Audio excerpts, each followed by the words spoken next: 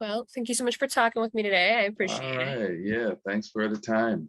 Yeah, no problem. So try to, keep it quick, but start with the kind of the basics. How did you initially get into music?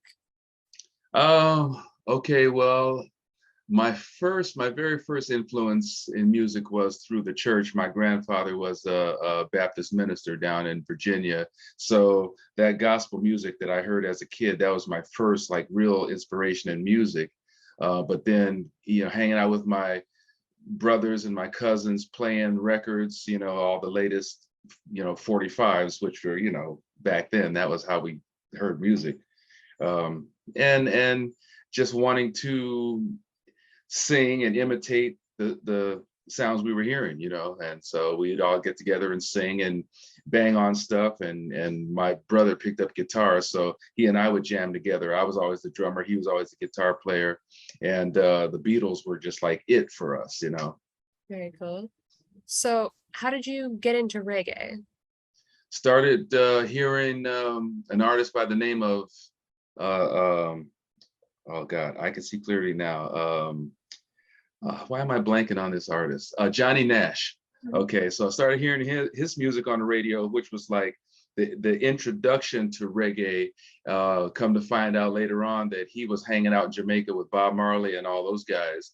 And then mid 70s, I started hearing Bob Marley, and that really clicked with me. And so just the more I dove into that music, the more I got addicted to it. And being someone that really, being a drummer and focusing on the beat, which was so unique, it just pulled me deeper and deeper into that. So yeah, I got to see him perform live in Wow. '78, and that just really flipped the switch for me, and I just wanted to do that from then on.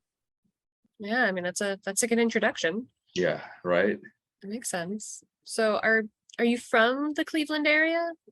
Originally from Virginia, Okay. and being an army brat, bounced around every couple of years. My dad being, stationed here and there. I even spent about 2.5 years in Germany, and that's where I really soaked up all the Beatles music and stuff. And then when we got back to the States in the late '60s, started listening to the Motown and all this, soul music, and then got into rock. And so my influences are really all over the board.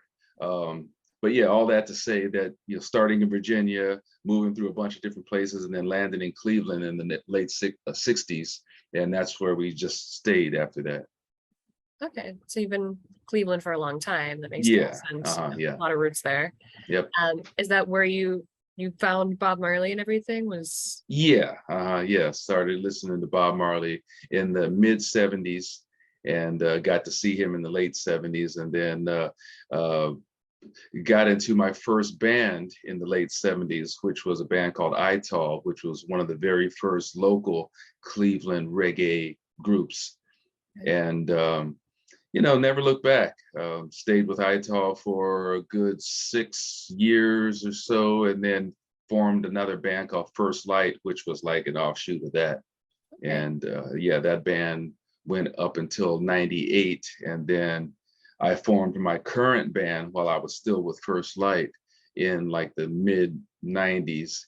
And I was in both bands for a while, and then when I left First Light, then this band carried on up until now. Excellent. I mean, that's a pretty good, you know, history of Summary, yeah, yeah. yeah, that's there's not a huge amount of gaps, which is nice.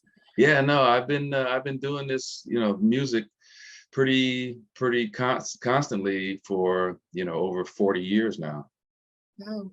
I mean, I'm always really interested because you play a lot. When I look at your schedule, anytime I know that you guys are like coming to us, it is a lot, and you've been doing that for a while now. How do you Yeah. And this do it? now is even the schedule has been scaled back quite a bit. Wow. Because yeah, we used to play a lot before the whole pandemic lockdown and all that stuff. And then everything came to a screeching halt, which was really weird because it's like, they say if a shark stops swimming, it dies. And that's kind of how I felt. Like I wasn't playing music. I was like, well, who am I? What am I doing? It felt really strange. But since we resumed, I've kind of scaled things back. quite a bit, and we don't play as much, but yeah, we still keep it going. Very nice. Striking a new balance. Yeah, right. So how did you handle your COVID break? Every musician I've talked to has mentioned it's the first time I wasn't just playing shows in a long time. Yeah, yeah, that was very different. You know, I spent a lot of time around the yard. I have to say, my yard and my flower beds never looked better. Very Yeah, nice. because I'm a gardener type person, so I had a lot of time to do that, and I was still, you know, being creative as far as writing songs, and then also we were working on a new album that we had started in 2019.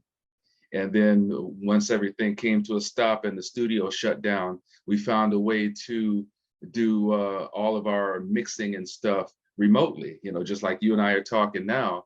Um, I'd be here at home with headphones on and communicating with the studio engineer who was doing the mixing at his place. And we managed to finish the record like that. That's impressive.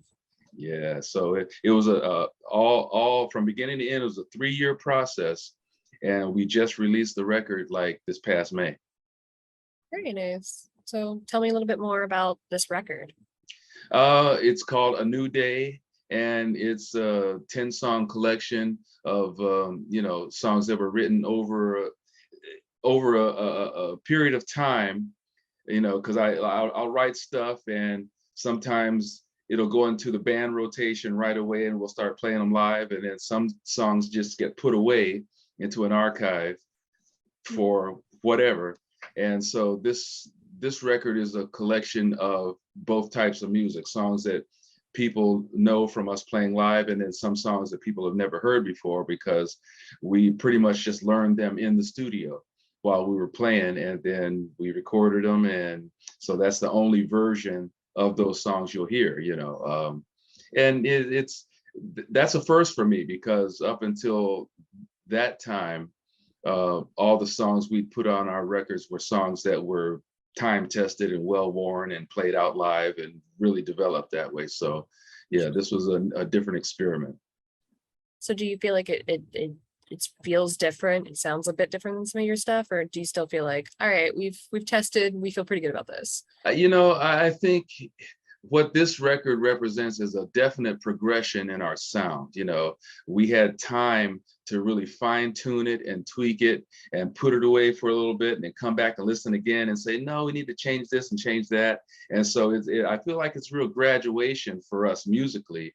And so now the challenge is to try and make our live sound as good as the record sounds. Very nice. But I'm really happy, really satisfied with what we ended up with on the recording.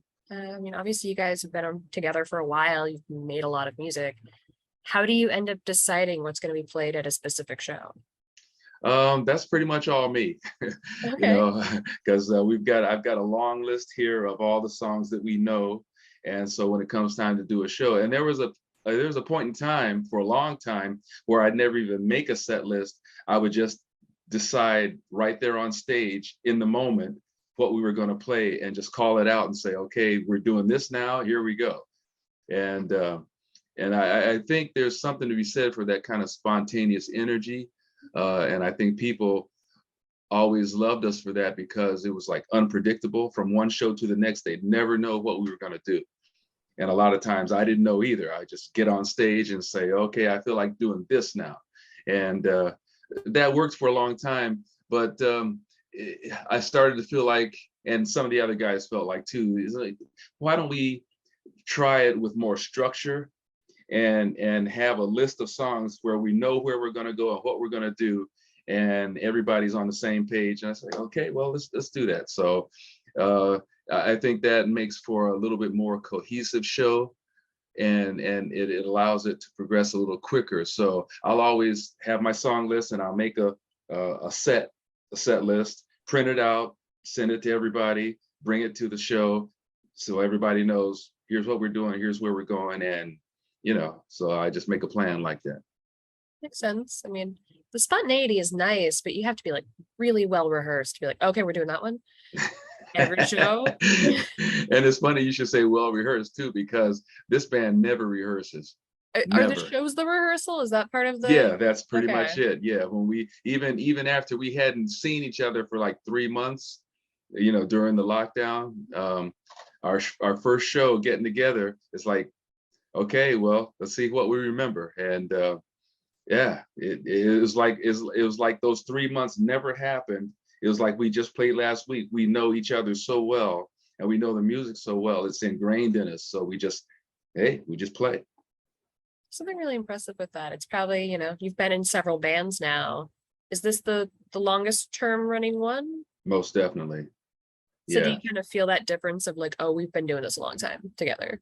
Oh yeah, yeah, yeah. And I don't sweat it, not rehearsing and stuff. And even now, when I have a new song, it used to be if I had a new song, when we were on stage, I'd introduce this new song and just start playing it and just tell the guys just follow me, you know. And here's Okay. how it goes, and we develop it like right there on stage in front of people, and it was no problem. So now what I do is like I'll record a demo here at home and I'll send it to everybody, and I'll be like, okay, learn your parts, because when we get together, we're gonna start playing this song, and so far it's been working. It's impressive. It's like a casual crash course. It's impressive. You guys figured it out. Yeah, yeah, yeah. So yeah, I feel really blessed that we have a crew that is that dedicated and focused that, they're still on board with, trying to keep pushing it forward and keep improving. So I mean, you're obviously a very notable figure in the Cleveland reggae community, but to me that almost sounds like a very unique community. Like, what is it like? Are there many other people who've like started a lot of groups in the area?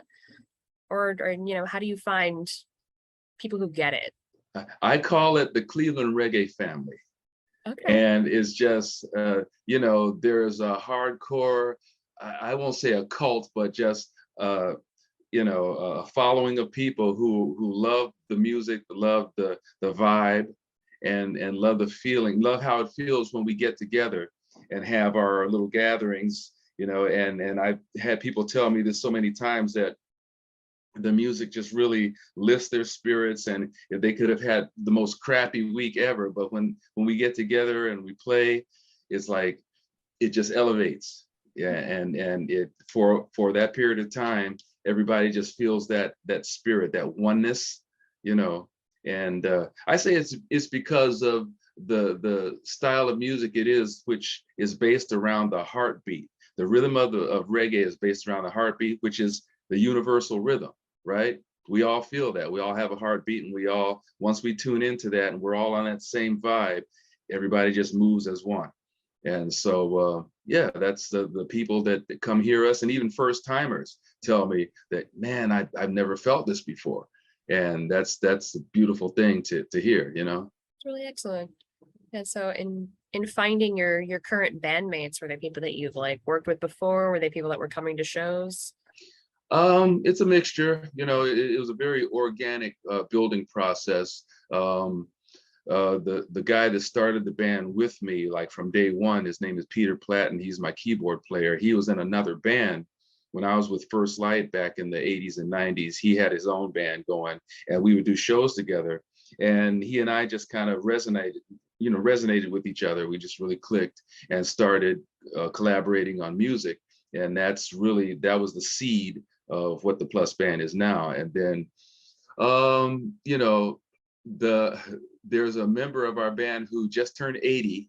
Oh wow. Yeah, his name is George Gordon, and he was in the very first band that I joined, ITAL, back in the late 70s. He was like the first guy I met on the reggae scene, and he was out actually friends with Bob Marley back in the day. And so he's still with me now. He's kind of like our, I don't know, spiritual guide, guru, mentor. Yeah, he plays tambourine, and everybody loves him. He's just got that pure Jamaica vibe, because he's from Kingston. Oh wow. Yeah, yeah, he's the only Jamaican member of the band. The youngest member of our band, our drummer Max, he had his own band with his dad and some of his friends, and we were doing shows together. And he was a fan; he'd come and hear us, and he eventually started subbing for our drummer who had another thing going on, and eventually he just became our regular drummer. So, we've got from the youngest to the oldest and everybody in between who just kind of gravitated towards us and made the cut. Very nice, very naturally coming together. Yeah, oh yeah. I've interviewed a lot of acts lately that have like some type of origin in Ohio. They're from Cleveland area, they're from around or something. And a lot of them, well, they got their start here. They ended up moving to like LA. They moved somewhere else. I am so interested in the fact that you guys are still like you're a Cleveland band and you're making it work as a Cleveland band. No doubt. I think for a lot of local musicians, it's nice to hear like how are you guys doing that? What is your model of like this is what we want to do look like? We're lucky that we're able to stay in the area. I don't, I did the road thing in my 20s, 30s, 40s, 50s, whatnot. I'm 64 now. So I'm pretty much done with the road thing. I like sleeping in my own bed, not having to drive for hours and hours just to play a show. So I like being around, and we're lucky that we're able to stay in the area and still have shows where a bunch of people come and they appreciate what we do. So that works for me. I just consider myself a working musician, and Cleveland is my home, it's my roots, my foundation, and there's such a rich legacy of music here. Rock, blues, soul, whatever, what have you. And I'm just happy to be a part of that. Excellent. So you have a song called Cleveland Beat. How did that come about? Uh, Cleveland Beat, it's an adaptation of a song that I heard from an artist by the name of Rico Rodriguez. Rico was one of the original members of the Skatalites, which was a foundational reggae group. Actually, they were a ska group. This was before reggae even materialized. So Rico was one of the Skatalites. He joined forces with a band called the Specials and did the song called Jungle Beat, which kind of the version that I'm doing was kind of collaborated on by Stevie Wonder, who was in Jamaica at a certain point, started, singing words to this music. And then Rico took that and developed another version. So I heard that version and said, okay, well, I'm going to do my version and call it Cleveland Beat and, write some more words to it pertaining to us here in Cleveland. And that's how that all came about. It's kind of a zigzaggy road, but it, got us here. That's nice. That's a good origin. It's Yeah. coming from a strong place. Yeah. Very cool. So, wrapping it up here in a moment, but tell me a little bit more about your opener. It's Shifter Kin. Shifter Ken. Yeah. Well, I spoke of my keyboard player, Peter Platten. Like I said, he's been with me from day one of this group. And so he's always had an interest in world music. He's classically trained, but he just has a deep passion for music from Africa, music from Turkey, music from Middle Eastern. His influences are very broad, and he also plays a mean accordion, which he's been doing a lot of lately. So he and his wife Melissa put together this group, Shifter Ken, and you'd have to talk to them to have them talk about the origin of that name. But she's a belly dancer, so they put this group together where he plays accordion and music of a very broad spectrum of influences, and she belly dances, and then at a point in time she'll come up and pick up the bass guitar and play that, and it's a very eclectic and very kind of deep music that they've been playing out with lately. And so I wanted to really showcase what they're doing. And actually Melissa has played bass with us on occasion and done a really great job. So it's just a really natural and organic melding of the two groups and influences and all of that, and just showcasing everybody's talent like that. Yeah, that sounds great. That sounds really fun. I love the accordion, so I'm sold. Right? Yeah, that Yeah. sounds really fun. All right. Well, I'll wrap up here with what should people expect for the upcoming Kent Stage Show? Well, they can expect a really high energy and a deeply moving experience, because I think every time we get together and play, that's what happens. We all just go to that place together. And being in Kent is really meaningful for me, especially because over the years, that's become like a second home to me for a lot of reasons. My daughter even went to Kent. Um, but yeah, Kent has always held a special place in my heart, and just a special vibe. So whenever we get to play there, it feels like coming home. And it's a pretty joyful reunion. A lot of the people who have known me in my various phases for a long time, they always come out and show love and support. And then I picked up some new fans too, some younger people who are just discovering us. So yeah, they can expect our usual, to come with 100% love, peace, and unity. Uh, Excellent. yeah, I said it in the wrong order: peace, love, and unity. There you go. You're just gonna bring it 100%. That's all that That's matters. right, 100%. Yep. Yeah. There we go. All right. Well, thank you so much for talking with me. Let me know if there's anything else you want to say or I want people to know. All right, Brooke. Well, I mean, I think I've pretty much given you the whole rundown. Oops, I just pulled my headphones out. Uh, yeah, it is what it is. I feel really blessed to be able to just keep it going. And I want people to check out our new recording, A New Day, and it's all on all the streaming platforms, Spotify and iTunes and Amazon and a bunch of other places, and we do have some actual physical CDs that we'll be selling at the show. So come check that out and just find out who we are at this point in time. Yeah, we've been around a long time, but I'm happy to say that we're still growing and still loving it just as much now as we did on day one. Sounds great. All right. Well, thank you so much. And I'm excited for the show. All right, thanks, Brooke. All right. Bye-bye. Take care. Bye.